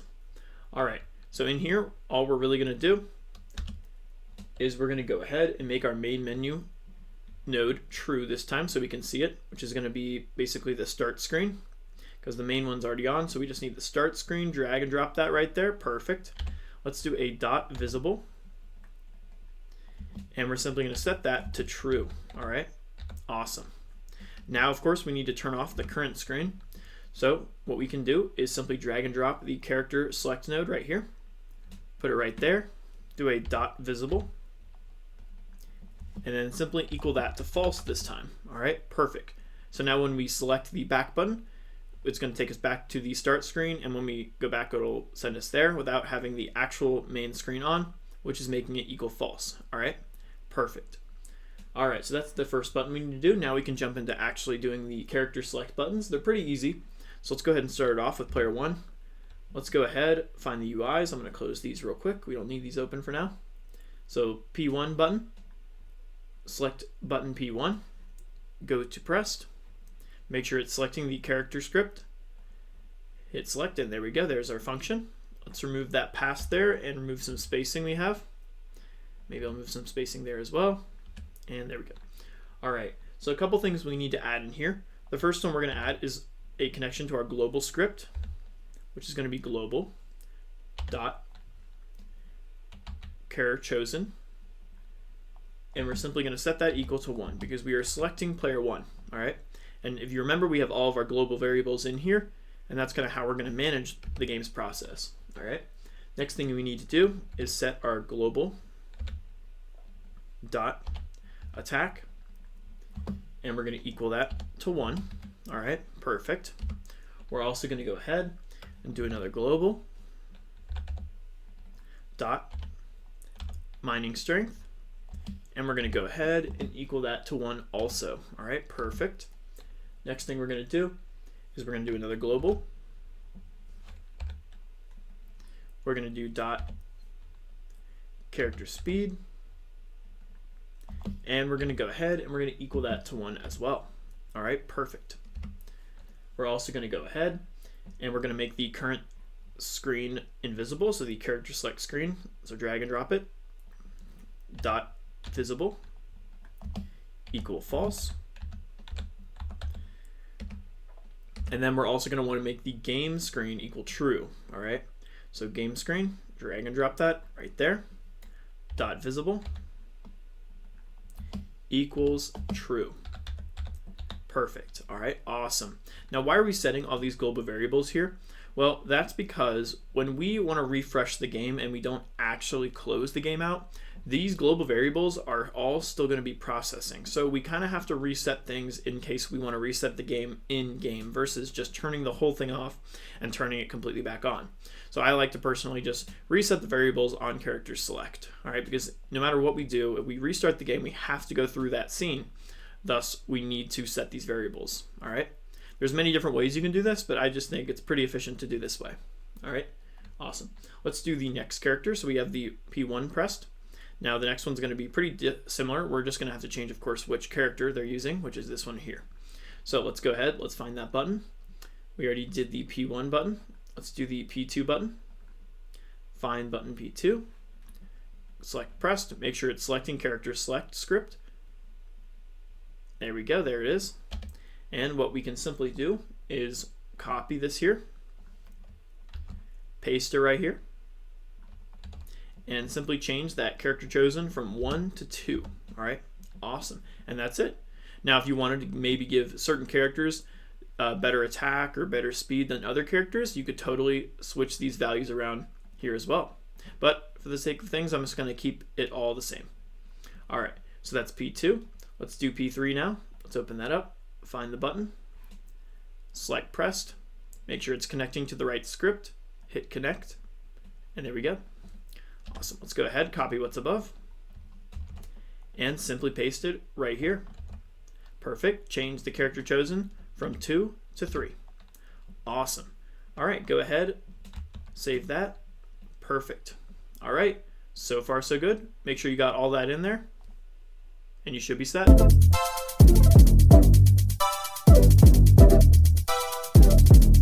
Alright, in this section, we're going to go ahead and create the game scene UI. We're going to start off by creating a new UI node for the game scene. Then we're going to go ahead and add a health bar, XP bar, and current weapon image. Then we're also going to go ahead and create a menu button that opens up a page to upgrade your player's stats. Let's go ahead and jump right in. Alright, let's go ahead and get started. So let's go ahead and go to the 2D view. Alright, let's go ahead and we're going to deselect the character select right here so we don't see it. All right, so we have our screen here.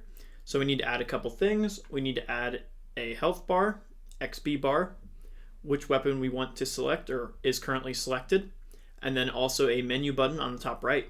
All right, so let's go ahead and start doing that. We're going to right click on the game scene.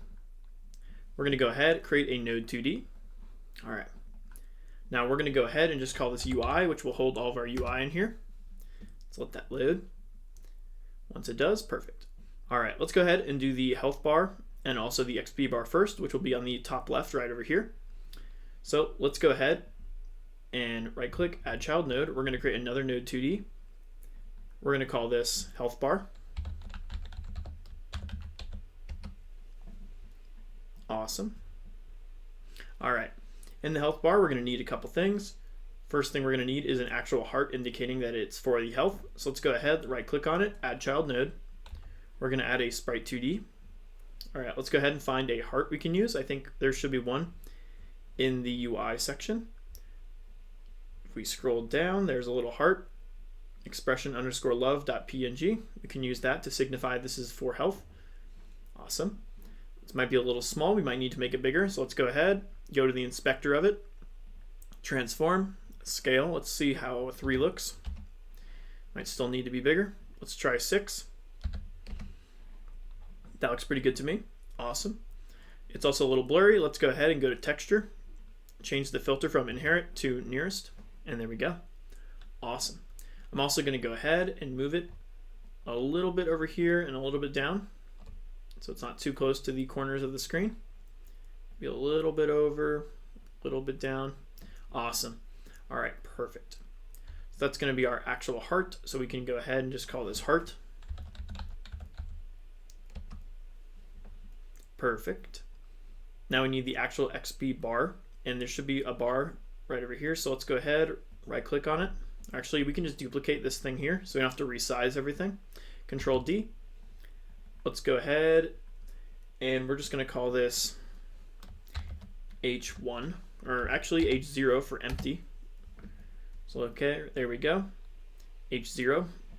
Let's go ahead and find that. You should see these green bars. There's green here. There should be a blue bar. There's a red one right over here as well. We're going to use this empty one here for the first one. There we go. Let's go ahead and move that over. Zoom in a little bit, lower it down just a bit. Just want to kind of center it up. Awesome. All right, so this is the current H0 for empty. We need to control D though. Let's go ahead and I'm going to use not the first one. I'm going to use the second one right here. There we go. Awesome. Let's go ahead, control D. For H2, let's use the halfway one. There we go. And let's go ahead and use control D. There we go. Let's use the almost full one, this one here. Number 4 for H3. And then we could go ahead and just use 6 for the full heart one. Control D. Just like that. Awesome. Let's see how that looks if we select away and we turn off the first one. We lose a little bit of health. Second one, a little bit more. Third one, a little bit more. And then all of it. Awesome. Now, this is up to you. You can do this whichever way you want. You could have started with the other one if you wanted to. I think it looks kind of pretty good like this, though, to be honest. But it's up to you however you want to do it. All right? Awesome. So there's our health bar. Perfect. So now we need to do one for the XP bar. So let's go ahead and we're going to add that. So what we're going to do is I'm going to simply just duplicate this entire health bar. Control D. Change the name of it. And just call it XP bar.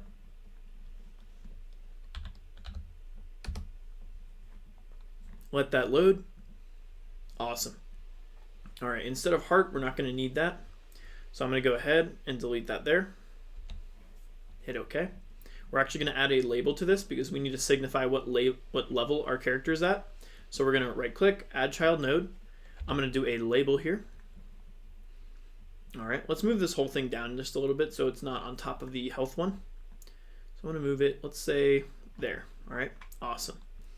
Now this label though, we're going to go ahead and center it up with the text. I'm going to do something like this.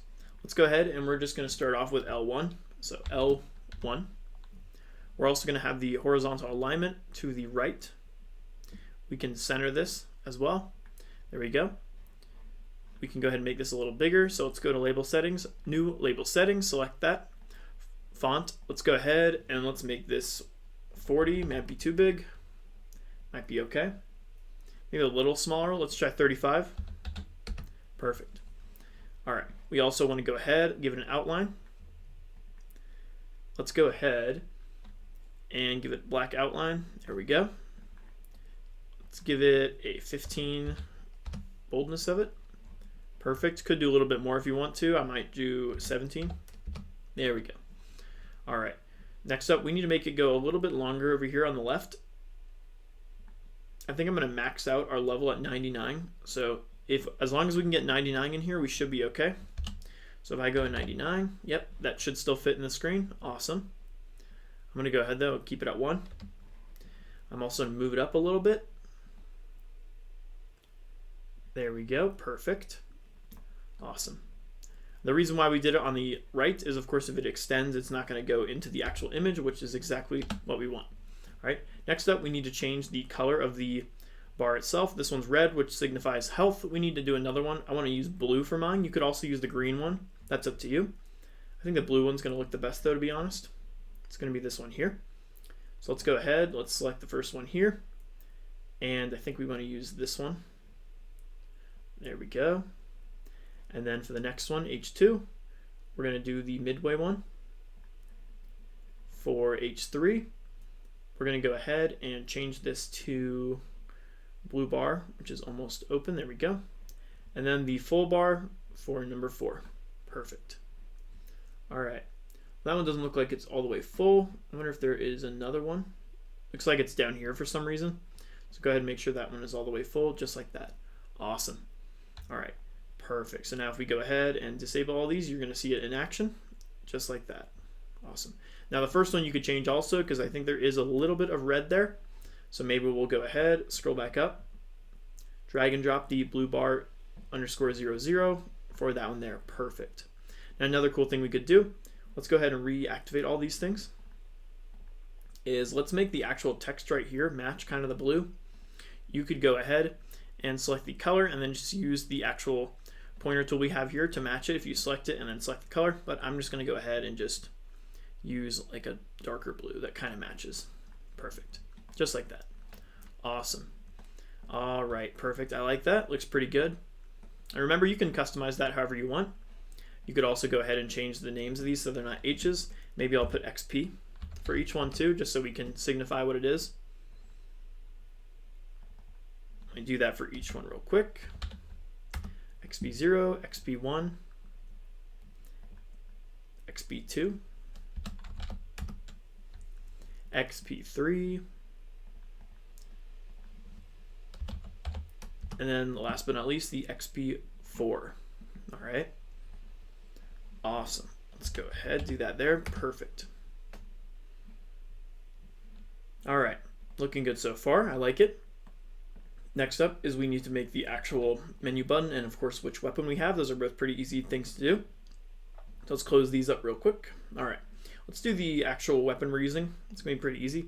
We're just simply going to go ahead and we're going to right click, add child node, create another node 2D, and we're just going to call this current weapon.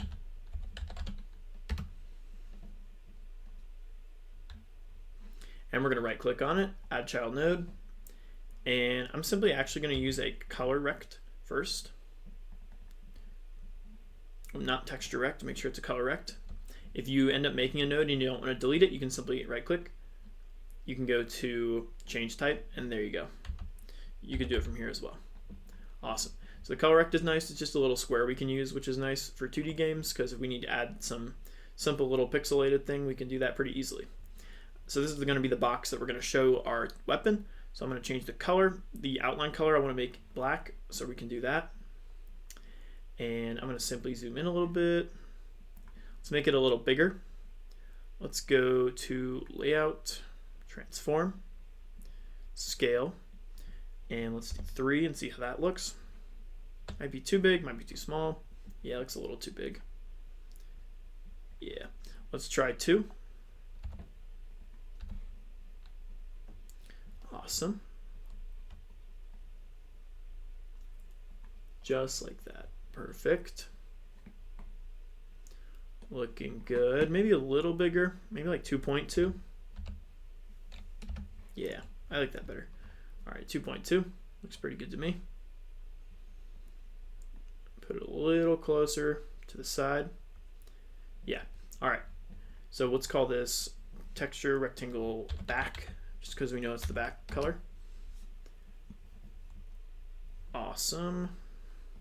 Then what we want to do, let's just duplicate this real quick. And let's call this front. There we go. Let that load. Select it. And let's change the color. Now for this, I want to do kind of like a sand color, kind of like a wood color that we've been using. Something pretty simple. Let's see. We might need more yellow for that.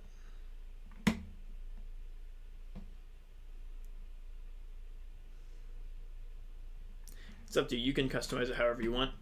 But let's go ahead now and shrink it so we can see it with the outline.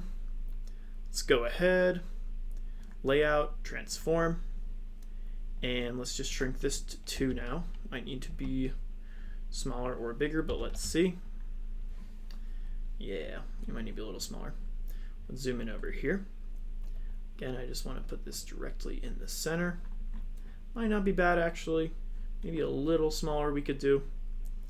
So let's do like 1.9 or 1.8. 1.8. Let's go ahead and do that. Might still be a little too big, but I think it'll be okay. Yeah, it's a little big, but if you want, we could try like 5 after that. Yeah, it looks better. All right. Perfect. All right, perfect. And again, we can make this a little darker if we wanted to. That's up to you.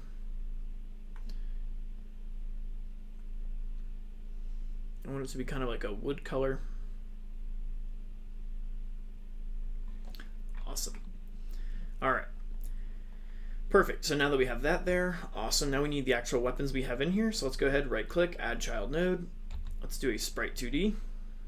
And what we're going to do is we give this a weapon. I'm just going to call this pick for pickaxe, because every player is going to have a pickaxe, but the weapons are going to be different. Let's go ahead and find the pickaxe. Here it is. Drag and drop it into here. And let's go ahead, move that right there. We need to make this clearly a lot bigger. Let's go ahead. Transform, scale, let's do 3. Definitely bigger. Let's do 6. Too big. 5 maybe. That might be pretty good, to be honest.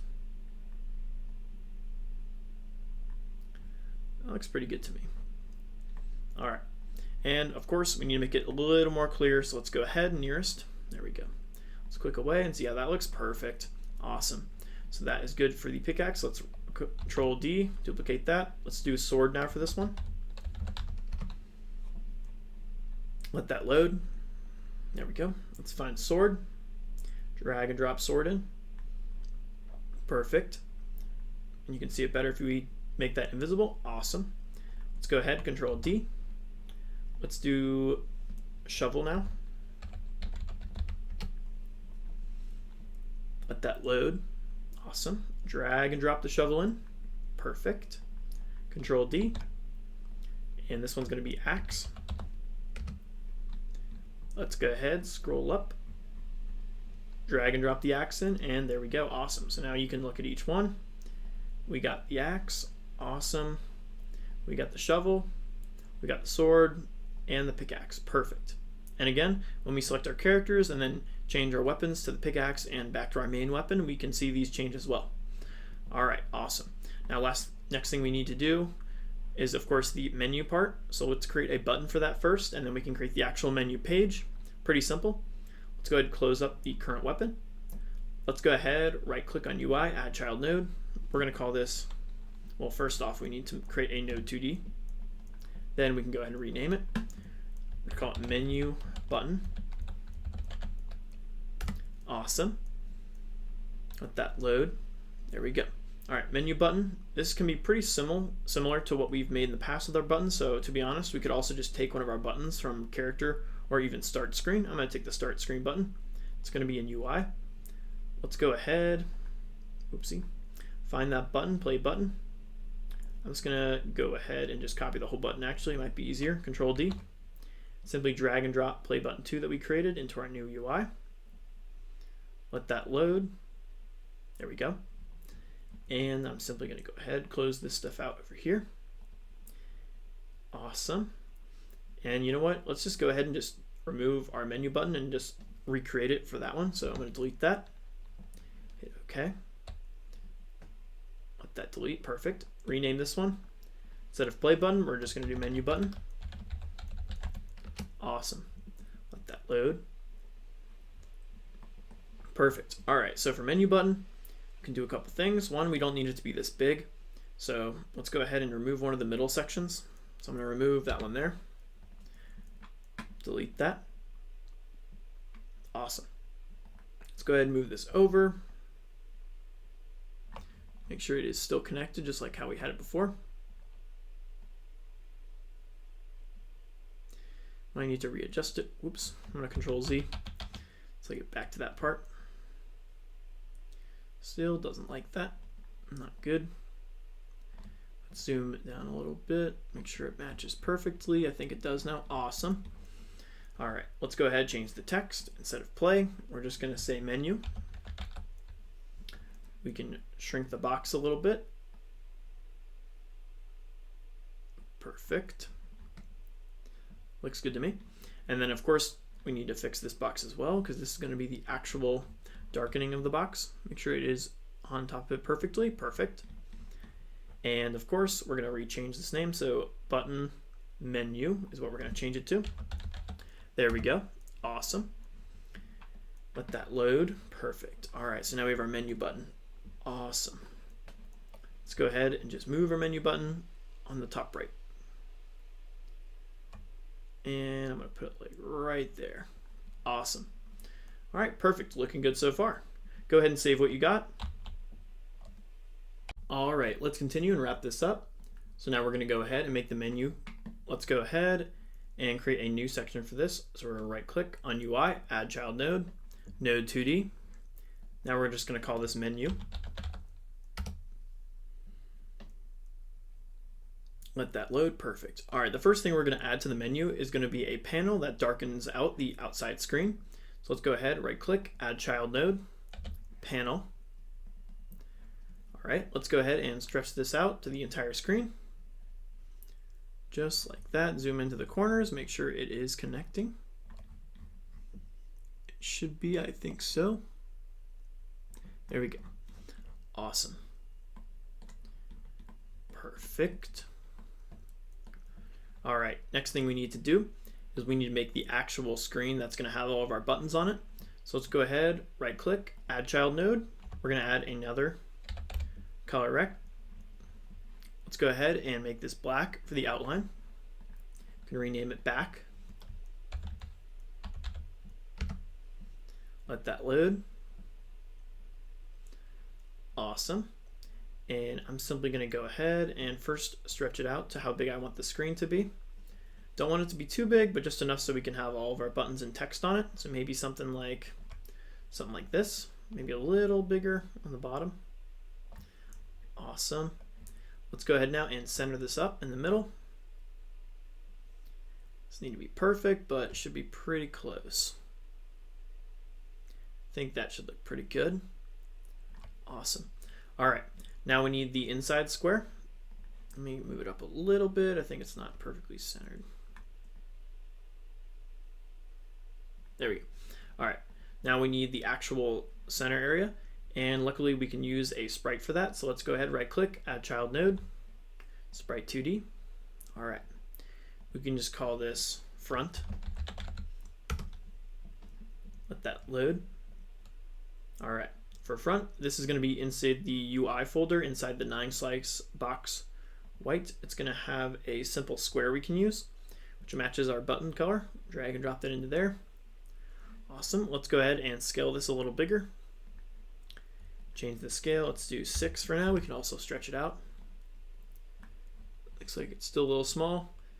I might go ahead and just use the pointer tool and then just stretch it out like this. Perfect. All right, now we just want to make it kind of match the size of everything else. So let's go ahead. Let's do something like that. Perfect. And then something like there. Awesome. All right, perfect. Remember, you can customize this however you want. I just think this looks pretty good. All right, let's continue. Now we need the, of course, back button right here, and then a quit button right here, and we can use the same button we have over here.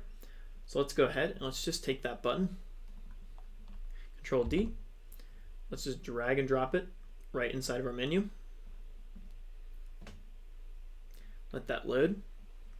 Let's rename this back game button. Awesome, let that load. Perfect.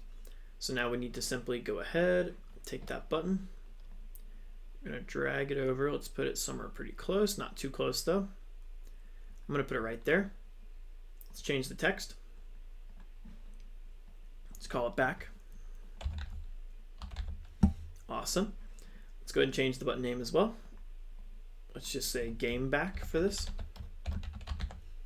Perfect. Awesome. Let that load. Perfect. So now we have the back button for it. Now we need, of course, the quit game button. So let's go ahead, Control D on this. Let's rename this. I'm just going to say quit game button. Let that load. Awesome. Let's move it over a little bit, which will be right about, I think it's going to be right, oopsie. It's on the same line. I'm going to select it again. Where's that little arrow? There it is. Just want it to be pretty similar. Doesn't need to be perfect, but just close enough. And I think that's perfect. Awesome. All right, select label. Let's just say quit here so we know this is the quit button. Awesome. Don't forget to change the name of the actual button itself. So button game quit we could do. Awesome. Perfect. All right. Now we need is a couple buttons and a title for this page. So let's go ahead. I'm going to simply go ahead inside the menu, right click, add child node. Let's create a label. Let's just call this label title.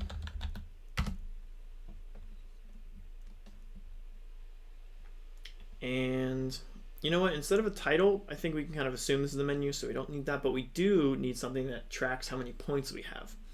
So we could go ahead and just do label. We could say label point numbers. All right, let that load.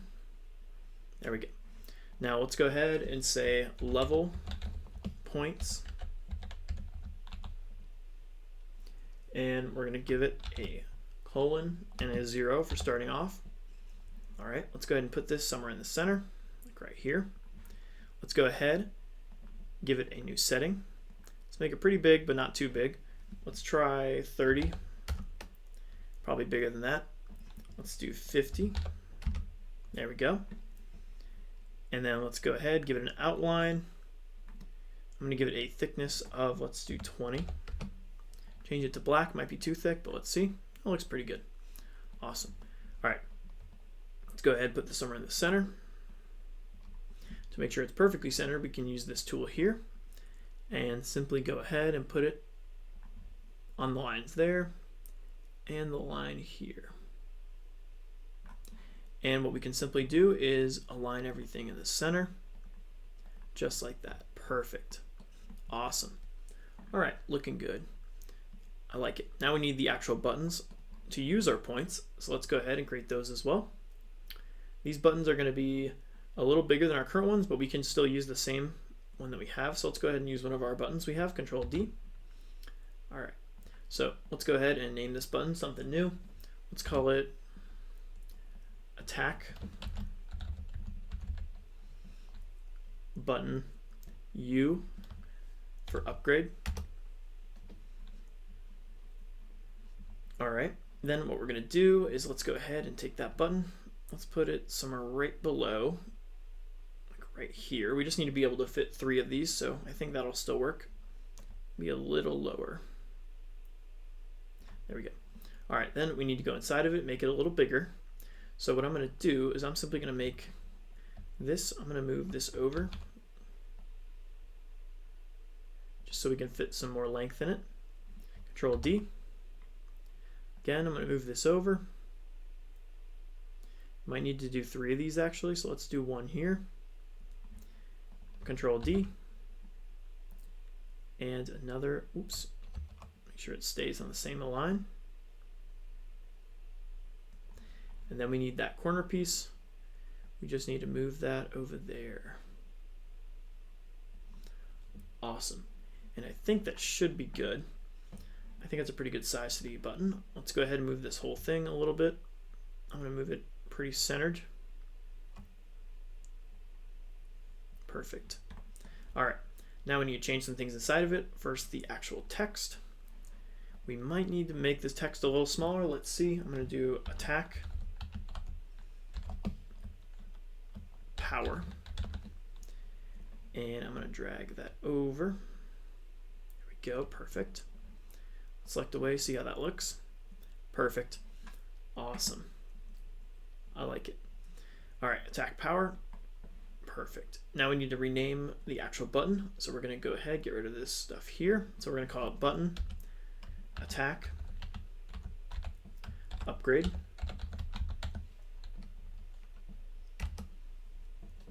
Awesome. That's going to be good for that one. Perfect. Then let's go ahead. Let's duplicate that. Let's lower it down a little bit.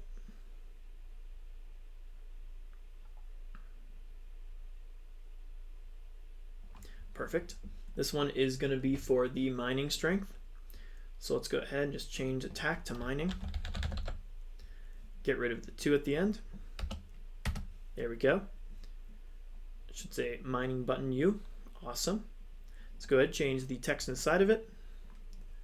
Let's go ahead and do mining strength.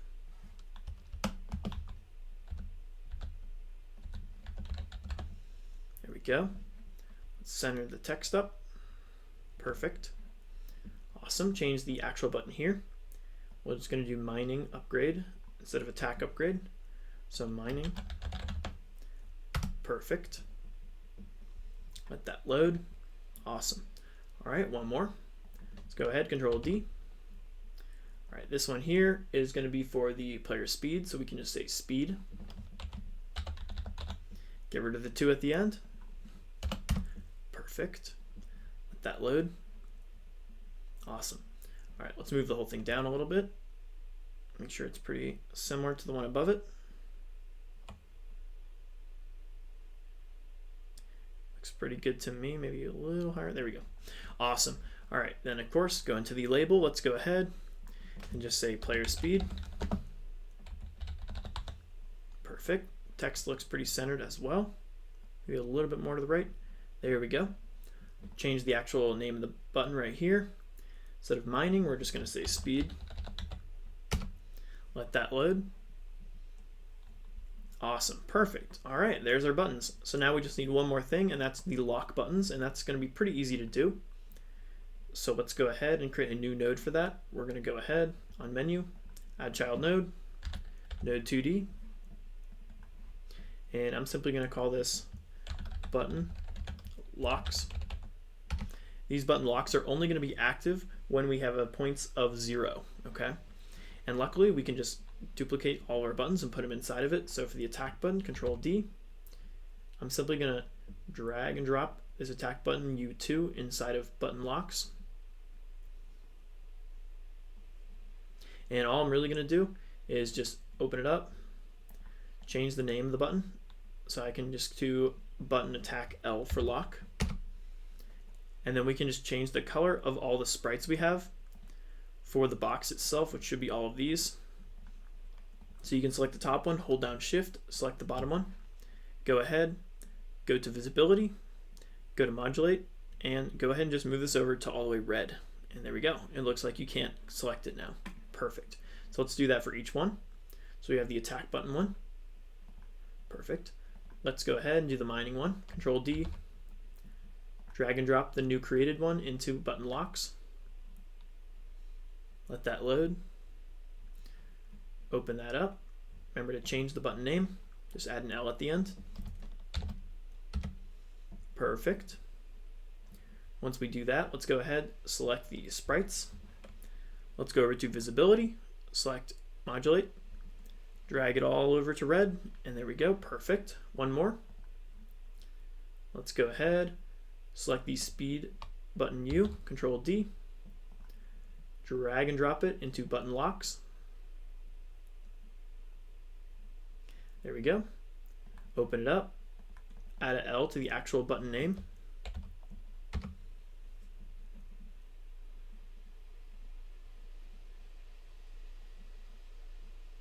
Perfect. Looks like I added an L in a funny spot. There we go. Let's add it to the end. Just like that. Let that load. Awesome. Let's change all the colors. Visibility. Modulate. Let's go ahead, make it red, and there we go, perfect. So now what we can have here is a lock system. So basically if we don't have enough points, we're gonna have a piece of code that makes this active. So we're not gonna be able to just infinitely upgrade our attack power, mining power, or player speed if we don't have enough points, all right? Awesome. And you can see that if we just go ahead and disable this, you can see the real buttons, and then if we enable it, you can see the lock buttons. Perfect. Awesome, let's close that up as well. Let's go ahead, zoom out a little bit, and also close up the menu as well. And there we go. Awesome. All right, don't forget to save.